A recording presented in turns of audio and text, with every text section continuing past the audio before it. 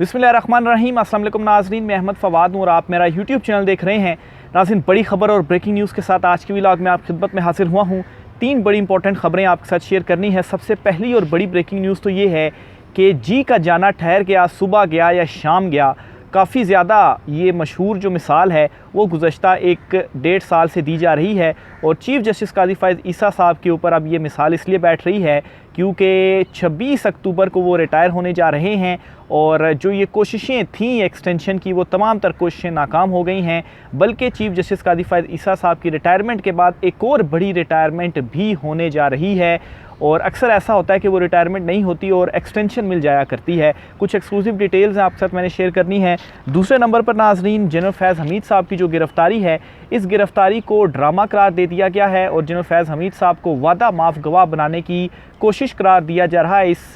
गिरफ़्तारी को इमरान खान के अगेंस्ट वादा माफ़ गवाह बनाने की, क्योंकि खान साहब के अगेंस्ट जो दीगर मुकदमे हैं उनमें तो वो तो ऐसे बोगस किस्म के मुकदमे हैं कि खान साहब को तो रिलीफ मिल भी रहा है और उसमें इमरान खान रिहा भी हो जाएंगे। लेकिन अगर जनरल फैज़ हमीद वादा माफ़ गवाह बन जाते हैं तो फिर मिलिट्री ट्रायल 9 मई, तो ये मामला ज़रा कुछ बढ़ जाएगा। इस पर भी कुछ डिटेल्स आपके साथ मैं शेयर करूँगा। और आखिर में नाज़रीन, 2 जजेस की जानिब से सुप्रीम कोर्ट ऑफ पाकिस्तान के फ़ोन टैपिंग की जो इजाज़त है वो दे दी गई है एजेंसीज़ को। इस हवाले से भी कुछ एक्सक्लूसिव डिटेल्स हैं। सुप्रीम कोर्ट ऑफ पाकिस्तान में ऑडियो लीक्स केस की समाअत हुई है, वो भी आपके साथ में शेयर करूंगा। तो सबसे पहले तो नाज़रीन आगाज़ सुप्रीम कोर्ट ऑफ पाकिस्तान की खबर से ही करता हूं जी। आज हुआ ये जी कि बुशरा बीबी और नजम साकिब, जो साकिब निसार साबिक चीफ जस्टिस हैं,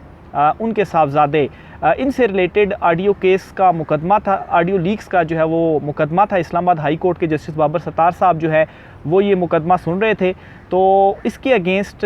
दरख्वास्त एक सुप्रीम कोर्ट ऑफ पाकिस्तान में आई हुई थी। अब नाज़रीन, मुकदमा कुछ यूँ था कि जो है वो रोक दिया गया था ऑडियो रिकॉर्डिंग से और जस्टिस बाबर सत्तार साहब की जानिब से रोका गया था कि ऐसे कैसे आप किसी की जो रिकॉर्डिंग है वो कर सकते हैं, ये तो बुनियादी इंसानी हकूक़ के ही ख़िलाफ़ है। और ऑडियो रिकॉर्डिंग का एक तरीक़ाकार है और वो ये है कि अदालत को आपने पहले आगाह करना होता है, अदालत इजाज़त देती है और उसके बाद जो ऑडियो रिकॉर्डिंग है वो की जा सकती है। तो ये इस्लामाबाद हाई कोर्ट का हुक्म था। इस हुक्म के ख़िलाफ़ सुप्रीम कोर्ट ऑफ पाकिस्तान में अपील दायर की गई थी। तो जस्टिस अमीनुद्दीन खान और जस्टिस नईम अख्तर अफ़गान, इन 2 जजेस की जानिब से इस केस की समाअत की गई और ये दोनों जजेस वही हैं जिन्होंने वो मखसूस नशिस्तों के केस में एक इख्तलाफी नोट भी जारी किया था जिसमें ये तरगीब दी गई थी जी कि इलेक्शन कमीशन जो है वो बेशक फ़ैसले के ऊपर ही इम्प्लीमेंट ना करे अगर वो ये समझता है कि आईनो कानून के मुताबिक नहीं है। इनडायरेक्टली जो है वो उस फैसले के अंदर ये चीज़ें कही गई थी। इन दोनों जजेस की जानिब से आज क्या किया गया है कि निगरानी के मकसद के लिए फ़ोन कॉल्स और डेटा रिकॉर्ड नहीं किया जा सकता। कानूनी तरीक़ाकार के बगैर फ़ोन टैपिंग का अमल गैर कानूनी है। ये फ़ैसला दिया था इस्लामाबाद हाई कोर्ट ने। इस फ़ैसले को मुअत्तल कर दिया गया है इन दोनों जजेस की जानिब से और फ़ोन टैपिंग की एक किस्म की जो इजाज़त है वो दे दी गई है। सिर्फ यही नहीं किया गया बल्कि आउट ऑफ द वे जाकर जो रिलीफ़ है वो ये मिला कि इस्लामाबाद हाई कोर्ट को इस केस में मज़ीद कार्रवाई से भी रोक दिया गया है, यानी कि वो अब केस की समाअत को आगे नहीं चला सकते। अब जो अपील दायर की गई थी हुकूमत की जानिब से भी, additional attorney general Aamir Rahman साहब भी जो अदालत में आए थे वो तो सिर्फ और सिर्फ इस्लामाबाद हाई कोर्ट का फ़ैसला मुअत्तल करने के लिए आए हुए थे कि जी उनकी प्ली यही थी कि हाई कोर्ट ने ये फ़ैसला दिया हुआ है, रोक दिया हुआ है जी फ़ोन टैपिंग से, तो इसको मुअत्तल किया जाए। लेकिन जजेस की जानिब से क्या किया गया कि ना सिर्फ फ़ैसला मुअत्तल किया गया बल्कि इस्लामाबाद हाई कोर्ट को कार्रवाई से भी रोक दिया गया जो कि इस्तदा ही नहीं की गई थी और इस्तदा नहीं की गई फिर भी ये जो हुक्मनामा है वो दिया गया। और जजेस की जानिब से कुछ जो रिमार्क्स हैं वो भी आपके साथ मैं शेयर करता हूँ कि कैसे वो कंट्राडिक्ट हैं बहुत सारी चीज़ों से। एक तो जी जजेस की जानिब से ये कहा गया जो अदालत थी कि हो सकता है कि ऑडियो आपस में बात करने वाले दोनों में से किसी एक ने जो है वो लीक की हो, क्योंकि ये मोबाइल में ऑडियो रिकॉर्डिंग की जो सहूलत है वो भी मौजूद है। अब यहाँ पर आप हैरान कुन इस वजह से भी मैं कह रहा हूँ इस फ़ैसले को कि जो मुद्दई हैं जिनकी ऑडियो एक मुबैना तौर पर लीक हुई और वो इस्लामाबाद हाई कोर्ट में आए और उन्होंने कहा जी कि ये क्या ऑडियो वाला मामला आ गया है, इस मामले को देखा जाए, तो उन्हीं के ऊपर एक किस्म का ये इल्ज़ाम लगाया जा रहा है जी कि हो सकता है कि आप दोनों में से ही किसी ने जो ऑडियो है वो लीक की गई हो। क्या इस चीज़ की जो तफ्तीश है, तहकीक या इंक्वायरी वगैरह है वो की गई, यानी कि मुद्दा जो है वो मुद्दई के ऊपर ही डाल दिया गया, वो तो अपना जो केस था वो अदालत में लेकर आया। और फिर जजेस की जानिब से ये कहा जाता है कि उनके ऊपर जो तनकीद है वो होती है ख़ास तौर पर इन्हीं 2 जजेस की जानिब से वो मखसूस नशिस्तों में इख्तलाफी नोट दिया गया था। इन दोनों जजेस के ऊपर काफ़ी ज़्यादा तनकीद भी हुई थी और अब यही 2 जजेस हैं जिनकी अदालत में ये केस चल रहा है और इस केस में इस किस्म के जो रिमार्क्स हैं वो उनकी जानिब से सामने आ रहे हैं। तो चीज़ें बहुत ज़्यादा वाज़ेह हैं कि जो है वो किस तरफ जो रिलीफ़ है वो देना मकसूद था और क्यों ये जो फ़ैसला है वो दिया गया। फिर जी मज़ीद कहा गया कि बदकिस्मती है कि सच जांचने और सच तक पहुंचने के लिए कोई तैयार नहीं। ऑडियो लीक्स कमीशन के साथ भी ऐसा ही हुआ। हुकूमत ने ऑडियो लीक्स की तहकीकात के लिए कमीशन तश्कील दिया, मगर इब्तदाई सतह पर ही एक दरख्वास्त लाकर इसे काम करने से जो है वो रोक दिया गया। और अब जो है वो कमीशन की कार्रवाई अगर सुप्रीम कोर्ट ने रोका हुआ है तो काजी फ़ाइज़ ईसा जो है वो अब चीफ़ जस्टिस हैं, तो क्यों इतने टाइम से जो ये कमीशन वाली दरख्वास्त है वो समाअत के लिए मुकर्रर नहीं हुई और जस्टिस नईम अख्तर अफ़गान ग़ालिबन इस कमीशन के जो है वो भी इस उसमें शामिल भी हैं। तो बहरहाल ये जो कहा जा रहा है कि सच तक पहुंचने नहीं दिया जा रहा और रोका हुआ है कमीशन को, तो काजी फ़ाइज़ ईसा ही अभी चीफ़ जस्टिस हैं, वो केस को फिक्स कर लें और अलाउ कर दें कमीशन को कि वो तहकीकात करे। बहरहाल जी ये सुप्रीम कोर्ट ऑफ पाकिस्तान की जानिब से जो हुक्म है वो इस ऑडियो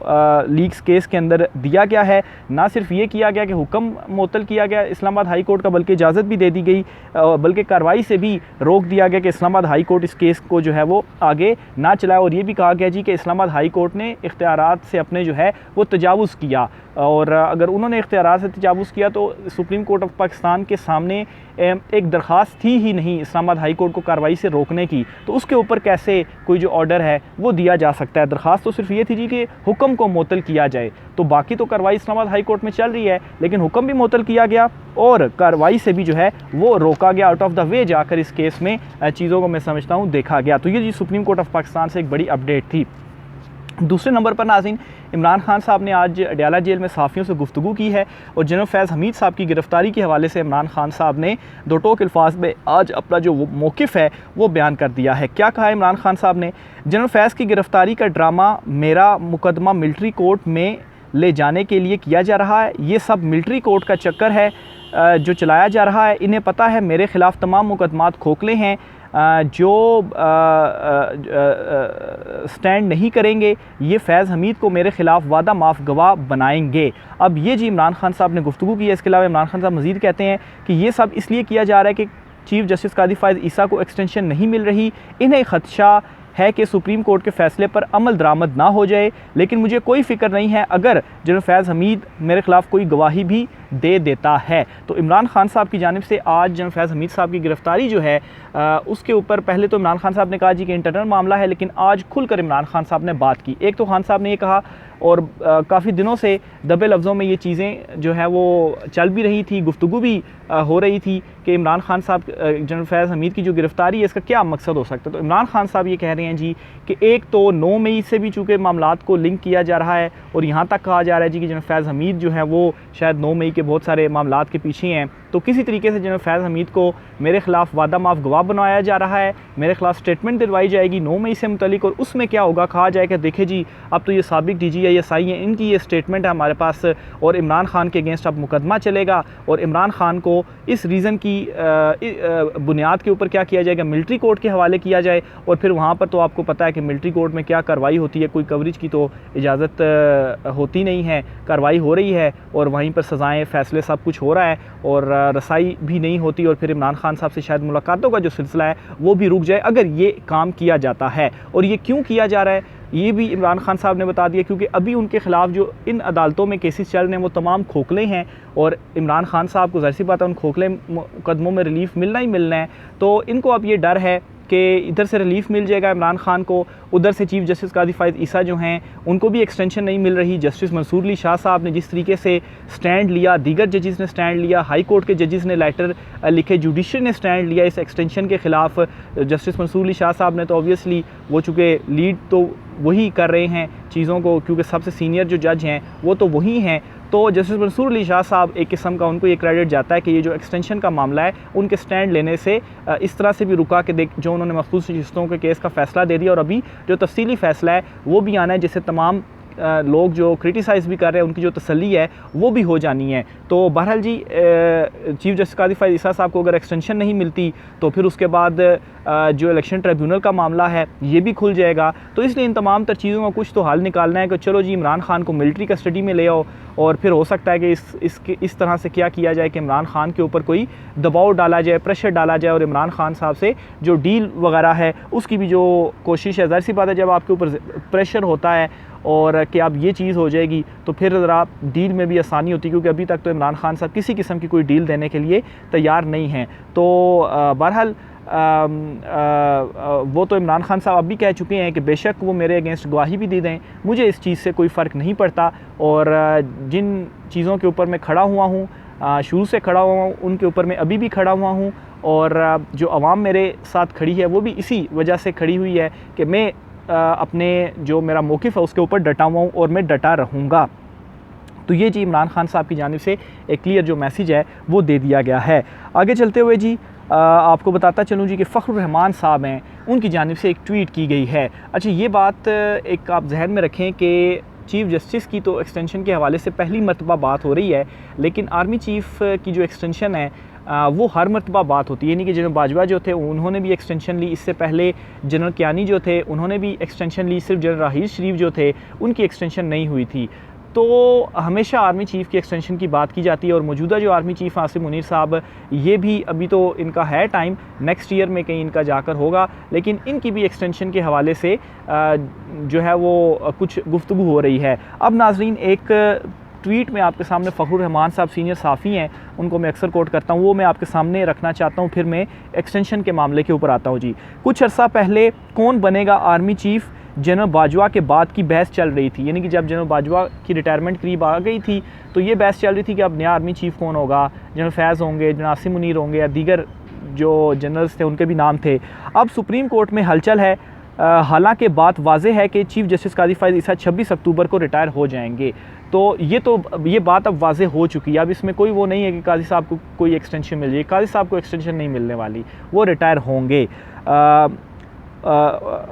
अच्छा जी, 26 अक्टूबर को रिटायर होना है, और जस्टिस मंसूर अली शाह साहब ने नया चीफ़ जस्टिस बनना है, और फिर अगला आर्मी चीफ़ क्वेश्चन मार्क। अब नाज़रीन यहाँ पर नेक्स्ट आर्मी चीफ़ के हवाले से किस तरीके से जो क्वेश्चन हैं या जो गुफ्तगू है वो की जा रही है। अब एक चीज़ आप जहन में रखें कि मौजूदा जो सेटअप है या चुनतखब हुकूमत है, इस चुनतखब हुकूमत के चलते रहने की ज़मानत ये थी कि चीफ़ जस्टिस काजी फ़ाइज़ ईसा जो है वो अपने ओहदे के ऊपर रहें, क्योंकि वो चीफ़ जस्टिस हैं। तो ट्रिब्यूनल्स का मामला दबा हुआ है। आप देखें ट्रिब्यूनल्स में कोई समाअत नहीं हो रही, और काजी साहब ने जो हुक्म है वो दिया हुआ है। तो जब चीफ़ जस्टिस काजी फ़ाइज़ ईसा साहब रिटायर हो जाएंगे अक्टूबर को, तो उसके बाद ये जो ट्रिब्यूनल्स हैं वो काम करेंगे। जस्टिस मंसूर अली शाह साहब ने इनको नहीं छेड़ना, आईनो कानून के मुताबिक ही अपना काम करेंगे। तो आईनो कानून के मुताबिक जब फैसले आएंगे तो ये जो चुनतखब हुकूमत है, इस चुनतखब हुकूमत ने जाना ही जाना है। चुनतखब हुकूमत ने जाना है, नए इलेक्शंस या इमरान खान साहब भी आते हैं, तो फिर उसके बाद जो नया